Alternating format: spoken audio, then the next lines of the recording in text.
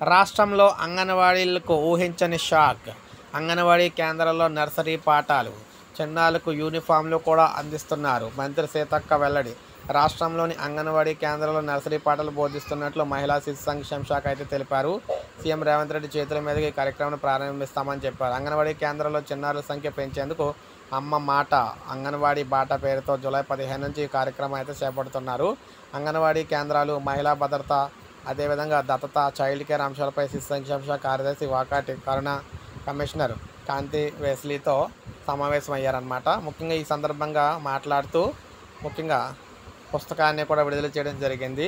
అదేవిధంగా అంగన్వాడీ కేంద్రాలు నాసిరకం సరుకులు కట్టడి క్షేత్రస్థాయి అధికారులు కఠినంగా వ్యవహరించాలని కూడా అభ్యర్థి తెలిపారు. రాష్ట్రంలో అంగన్వాడీ కేంద్రాలను ఇతర రాష్ట్రాలకు ఆదర్శంగా తీర్చిదిద్దాలని చెప్పడం జరిగింది. సో మొత్తం మేము చూసుకున్నట్లయితే తెలంగాణలో ఉన్న అంగన్వాడీ టీచర్లందరికీ కూడా ప్రత్యేక బాధ్యతలు అయితే రాబోతున్నాయి.